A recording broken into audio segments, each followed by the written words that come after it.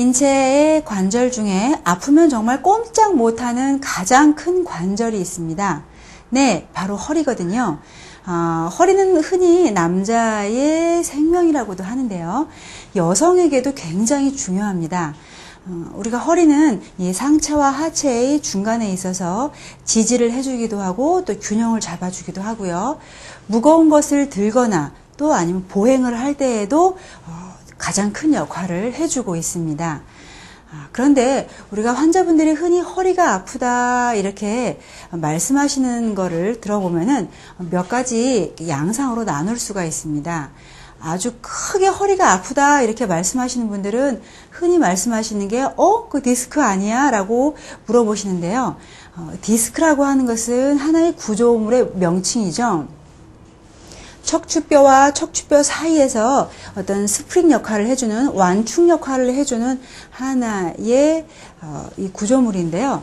이 구조물이 어떤 압박을 받거나 무리가 돼서 이렇게 삐져나오게 되면은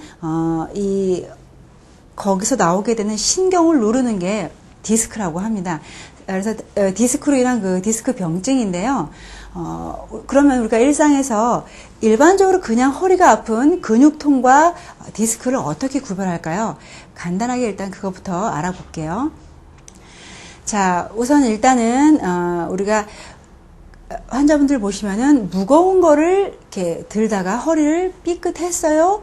그 다음부터 전혀 허리를 움직이지 못하고 숙이기도 어렵고 또 펴기도 어렵고 앉아도 아프고 누워도 아프고 이런 말씀을 하시는데 이 경우는 거의 디스크로 인한 병변이라기보다는 급성병증에 가깝습니다. 디스크가 아닌 허리 통증은 어떤 원인이 존재를 합니다. 무거운 거를 들거나 아니면은 운전을 장시간 하시거나 이런 원인이 존재를 하시고 또 예전에는 통증이 별로 없었고 최근에 생긴 어떤 뚜렷한 원인이 있어서 생긴 그런 병증이다 그러면은 이거는 디스크로 인한 것이라기보다는 어떤 원인에 의해서 이 근육이 꼬여서 생긴 근육통이다라고 보시면 되는데요. 우리가 평소에 운동도 별로 안 하시고 주로 앉아서 장시간 PC 작업을 하시거나 또 업무를 보시는 분들은 어떤 허리 근막이나 근육의 운동성이 떨어지시기 때문에 무거운 것을 들거나 운전을 하시거나 했을 경우는 이게 원활하지 못한 흐름으로 인해서 근육이 갑자기 꼬이는 경우가 발생을 하거든요. 그랬을 경우에는 굉장히 통증이 심하게 오시고 흔히 말하면은 전혀 꼼짝할 수 없는 그런 상태가 됩니다. 근육이 꼬인 것이 제자리로 돌아올 때까지는 시간이 걸리시기 때문에 적어도 한 3일 정도까지는 통증이 꾸준히 유지가 되시고 또 무거운 것을 또 들면은 안 되는 그런 경우가 발생을 합니다. 그렇다고 하면 디스크로 인한 병증은 어떻게 또 구별을 하냐면 아까도 제가 말씀드렸지만 그 디스크에 있는 그것이 약간 찢어져서 그 안에 구조물이 나와서 신경을 누르게 되면 환자분에게 나타나는 증상은 허리 통증보다는 그 신경 밑으로 허리 밑으로 다리로 연결되는 그 신경이 압박되는 현상 때문에 다리가 저려와요. 이렇게 무릎을 굽혀도 다리가 찌릿거려요. 이런 표현을 많이 하십니다. 그래서 환자분들 디스크인데 왜 허리가 별로 안 아프죠? 이렇게 또 반문하시는 분들도 많으신데요. 디스크로 인한 통증은 허리 통증은 그닥 그렇게 심하지 않으시고요. 주로 신경통처럼 다리 밑으로 저려 내려오는 양쪽이라기보다는 거의 한쪽으로 내려오는 그런 통증, 신경통적인 그런 양상을 보이시고 있습니다. 그래서 우리가 임상에서는 급성이다 또 이렇게 만성이다 나누기도 하시는데요. 환자분들이 그냥 흔히 보시기에는 허리가 굉장히 아프고 다리 밑으로 저려 내려오시는 게 없다고 하시면은 그냥 허리 근육으로 인한 그런 통증이다라고 보시면은 거의 맞으시고요. 허리 통증은 별로 없는데 다리 밑으로 저려 내려오는 그런 신경통 같은 양상이다라고 하시면 디스크 병변을 의심하실 수가 있습니다. 그리고 또 하나 우리가 기상청 예보보다 훨씬 더 빠르게 날씨 정보를 알아오시는 분들이 주변에 계시죠. 비가 오기 전에 아니면 눈이 오기 전에 빠르신 분은 하루 전에도 또 아시는데요. 심하게 쑤시고, 특히 허리가 아프신 분들은 굉장히 허리가 또 무겁다라고 또 호소를 하시는데, 이것은 왜 그럴까요? 우리가 눈이나 비가 이렇게 오게 되면 굉장히 습기가 많아집니다.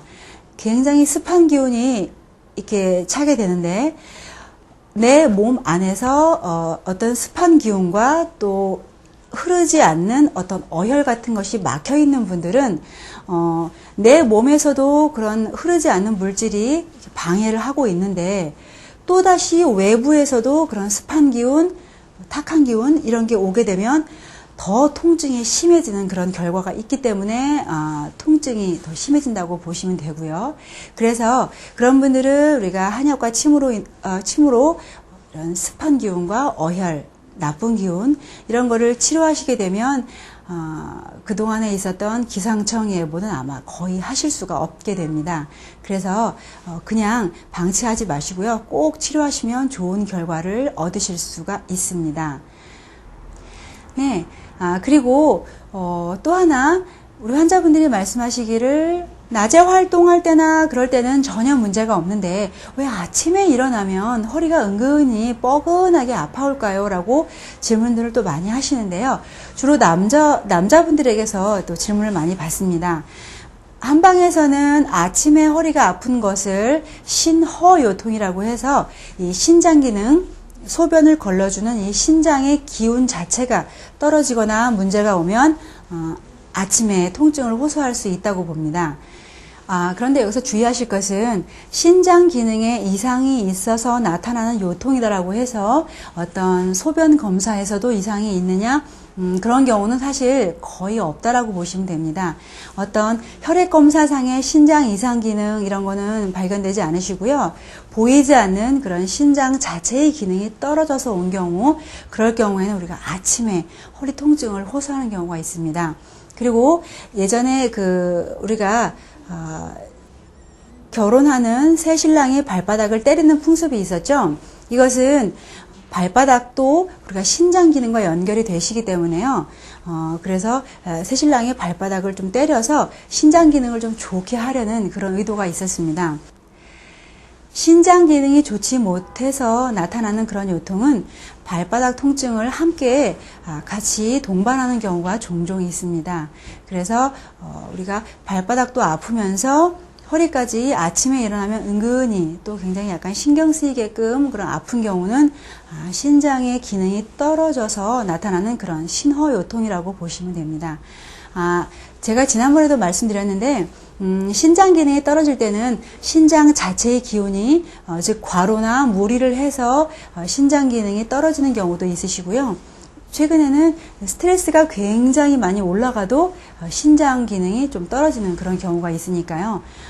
두 가지 경우를 잘 보시고 우리가 아침에 허리가 아프다, 발바닥도 아프다 이런 경우는 신장과 연관지어서 생각을 하시면 되겠습니다.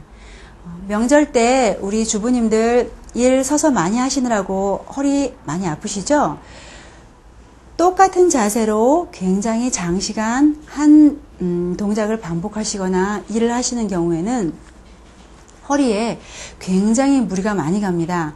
그래서 장시간 운전하는 것도 당연히 무리가 되시고요. 그렇기 때문에 어떤 동작을 하시거나 할 때는 업무를 보실 때도 적어도 한 30분에 한 번씩은 일어나셔서 좌우로 돌리거나 아니면은 앉았다 일어났다 스트레칭을 꼭 해주시면은 어떤 만성적인 요통이나 이런 거에 대한 예방이 충분히 되실 수가 있으니까 일상생활에서 꼭 한번 실천을 해주시기 바랍니다.